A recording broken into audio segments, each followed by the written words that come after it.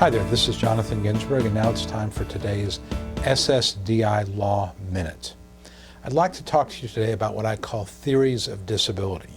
As you may know, Social Security defines disability as the inability to engage in substantial gainful activity because of a medically determinable condition or condition that has lasted or is expected to last 12 consecutive months.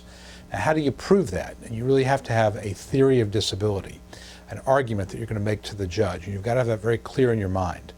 There are basically three theories of disability that you can use, and you can sometimes use more than one of them. But you should have all three in mind and kind of run things through this filter to make sure that you're able to prove your case.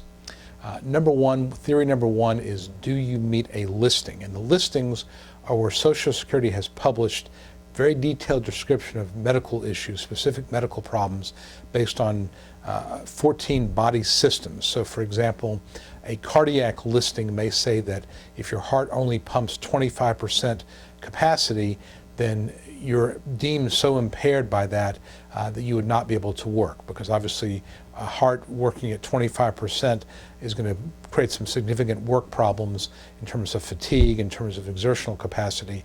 You're automatically disabled. If you have a herniated disc that causes a severe problem with walking, and you're not able to walk effectively, it's going to be assumed that you're going to be in a lot of pain, that you're going to have very significant limitations of motion.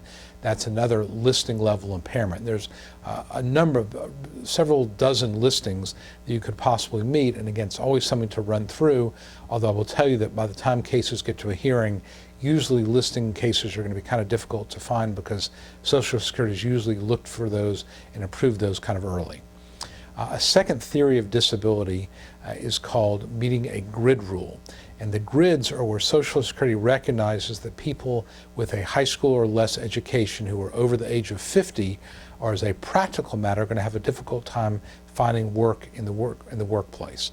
So this is really more of a practical issue, that people that are a little bit older with limited skills, limited education, are going to have difficulty finding work. And basically what the grid rules say is, even if you retain some capacity to work, some ability to perform in terms of your sitting, your standing, your lifting, that you would probably not be able to find work, and thus you are disabled as a practical matter.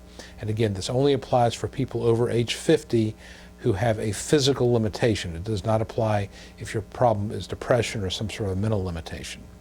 And the third most common theory of disability that you can use is called functional capacity. And that's basically where you argue that your capacity to work has been so reduced by your medical problems, be they physical or mental, that you would not be a reliable worker. And this really focuses on reliability. So what I'm looking for is problems that would affect your ability to get through a workday without excessive interruptions, or I would focus on problems that would cause you to miss too much time from work, or problems that would interfere with your emotional stability. Anger management issues would be a functional capacity problem, or problems with attention and concentration, or focus, or getting through the workday without emotional problems, that sort of thing. So those are the three theories of disability. I think that before you go into your hearing, you should be very clear as to which one you and your attorney are trying to prove, and have a very clear idea of what you want to show and the evidence you want to put on to try to prove that theory of disability. Hope this has been helpful. Again, this is Jonathan Ginsberg for the SSDI Minute. For more information, visit my YouTube channel, my blog, or my website. That's it for now. Thank you.